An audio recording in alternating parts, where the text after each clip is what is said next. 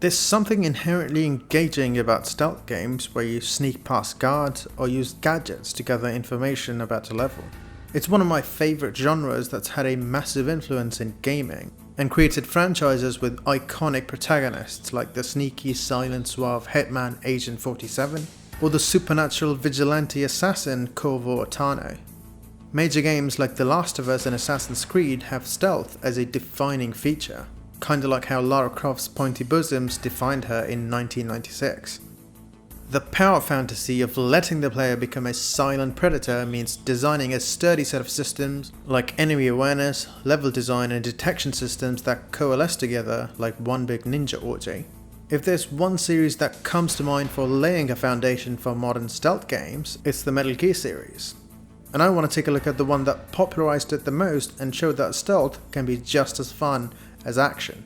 So I'm Vamsy from Player's Narrative, and let's take a retrospective look back at the 1998 Metal Gear Solid in my new series Stealth DNA. Metal Gear 2 was the OG stealth game with its enemy patrols, vision cone and detection systems made by Kojima for MSX2, which was only released in Japan at the time. But Kojima decided to revisit the franchise after the usher-ins of 3D consoles, which meant more polygons and places for Snake to hide. And I'm not just talking about Meryl's underpants, but spaces like crawling under vents, sneaking under security cameras and using cardboard boxes. Metal Gear Solid rose from the ashes of Metal Gear 2 to reboot the franchise, which would eventually struggle to survive without its creator. The game stars Solid Snake, who is pulled out of retirement to infiltrate Shadow Moses and take out the titular Metal Gear, a bipedal tank capable of nuclear destruction. Solid Snake prefers to sneak past these genome soldiers than confront them head on, which is also reinforced with his tiny health bar. You only take a couple of shots before you die, and the Soliton radar gets jammed when spotted. This robust yet awkward detection system is also one of the biggest contributions to the stealth genre by Metal Gear Solid, which is still used to this day by games as seen in Red Dead Redemption and Days Gone. Like taking credit for a job well done from your co-workers, hoping the new hot girl would notice it. It's a system that boils down the information of a level and represents the enemies with vision cones for the player to understand. If you're in the vision cone, you get spotted and it turns to red, alerting the enemies of your presence. Some areas even trigger poisonous gas that deplete Snake's oxygen levels or alert the guards nearby. This detection system is quite binary, probably because of the hardware limitation and technology at its time. There's no fuzziness like you see in modern games where there's an awareness meter, and some games even slow down time to rectify your mistakes. Makes me think of a waiter who's about to trigger a Karen, if you ask me. Snake can knock on walls to distract enemies, use a handkerchief to get past wolves, use thermal vision goggles to detect camouflaged enemies and mines. He can even use silenced pistols to take out guards without alerting the other enemies. These gadgets give the player a chance to bend the situation in their favour and have a mad lad sneaking session, which means there's no instant fail stealth sections or quick reloads for you to start again. It's the greatest thing that's been conceived since frozen yogurt.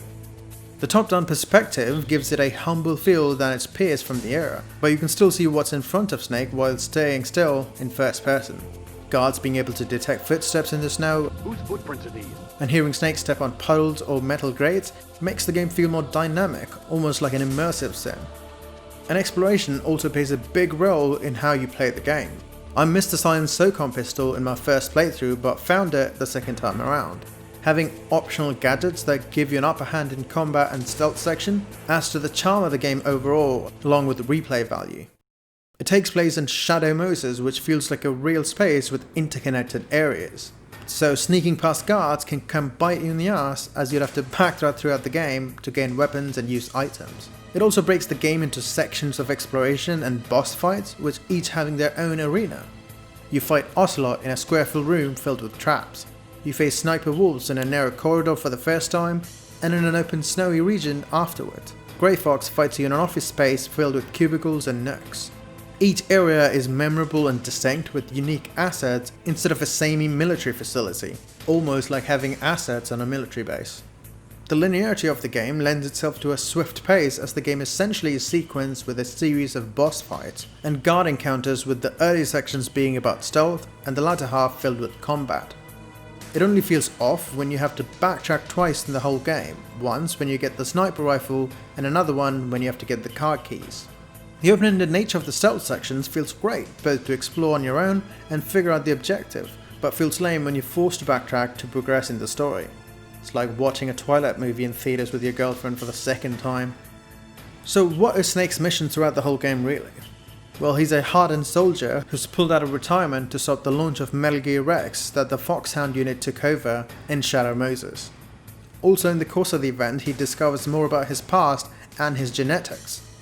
Most of the game sees him learning about his brother Liquid Snake and his untrustworthy allies. It's quite interesting and intriguing, which adds curiosity along with the boss fights that switch things up from the moment-to-moment gameplay.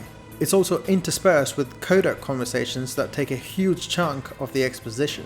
I suspect they splurged all of their budget on strippers after the first cutscene, if you ask me. But the first half of the game feels distinct and like an actual stealth game compared to the latter half. It blends those elements well with the action and an interesting story, but it's not an all-out stealth game as one might expect. The Kojima-ness of the game though, like the fourth wall breaks and little details like when Meryl is being controlled by Psycho Mantis, can only be viewed through Psycho Mantis' eye, although it appears through Snake's on the radar. Equipping Sniper Wolf's handkerchief lets you prevent attacks on the wolf dogs in the cave area.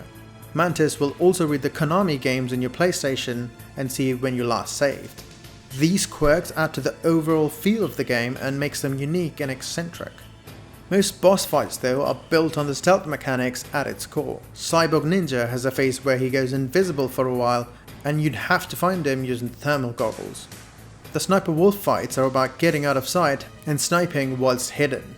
No need to rush there, Snake, no one's dying or anything. But the standout encounters are the ones with Psycho Mantis and Vulcan Raven, which take advantage of both the stealth and action mechanics of the game. Mantis is a psychic member of the Foxhound unit who controls minds and uses telekinesis, which is even shown through gameplay as he reads the player's memory card and even vibrates the controller during the boss fight. Mine didn't work though, as I used an emulator and he looked like a fool floating up there, doing his hand thing. When you do fight him though, you'd have to switch to the controller for the second port to actually do any damage, as you'd do no damage normally in the first port.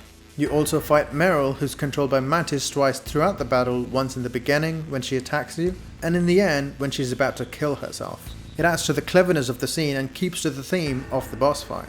The death scenes of Mantis and Sniper Wolf really show the strengths of Metal Gear series' storytelling, as it humanizes the bosses that you fight with depth and emotion in their final moments. Vulcan Raven is another boss fight that uses the stealth mechanics with interesting level design. A large maze made of containers in a freezer with a boss that's got a huge vision cone. The rations you have stored are also frozen, so you can't heal midway through the fight like you did before. The open-ended approach lets the player be creative in how they tackle Raven. You can use C4s, or use missile launchers or any weapon that you choose fit. Except maybe you actually sneak past them like an actual snake. Anyway, as you enter the climax, you fight Metal Gear Rex, which can be fought in two different ways, either by sneaking around its back and shooting missiles, or confronting it head-on, avoiding its attacks while shooting missiles. And just like the Raven battle, it takes place in a huge arena with a perceptive enemy. Having the choice in the way you fight Rex exemplify the core tenets that the series brought to the stealth genre. It isn't perfect by any means though. Many of the ideas present in the first half are never used again, like the guards noticing footsteps and loud sounds are hardly ever used throughout the game. Spotlights in the opening section are only ever used once. The coded conversations can feel long and intrusive at times, with exposition that's dumped all at once, kinda like Tindering drunk on the loo. But the game overall though holds up pretty well to today's standards, except for the controls which take time getting used to. It came at a time when stealth was just starting to get mainstream, with games like Tenchu already out in the market, and Thief would come out later that year. It cemented the genre as a critical one with deft cinematic storytelling that was unmatched for its time. The top-down perspective with 3D graphics and solid-sound radar provides a unique experience that stands toe-to-toe with other games to this day. And the success of Metal Gear solidified the franchise as a mainstay for Konami and would go on to make 5 more sequels. Other developers like Ubisoft made their own contributions to the genre like Splinter Cell and Assassin's Creed, until they got so much plastic surgery with different mechanics that they don't recognize themselves anymore. Metal Gear Solid does a kick-ass job of making stealth a critical mechanic in an action-filled espionage mission. It lets the player clearly know the rules and systems in place for detection, and isn't afraid to segue into action when the situation calls for it. Each boss has their own defined personality and gameplay, with unique areas and space to fit the stealth action, and yet feels like a real space in a weapons facility. No wonder it's been massively influential to the gaming industry and other game devs. The success of Metal Gear Solid paved the way for a sequel on the PlayStation 2 with better hardware and technology. Join me next time when I look at the stealth DNA of Metal Gear Solid 2 Sons of Liberty. Hey, thanks for watching this video. I've been meaning to make this one for a while. Subscribe if you want to support my channel, and like the video if you did. I'm planning to cover all the mainline games, so keep an eye out if you're interested. Now let me just put on this cardboard box and sneak out of here.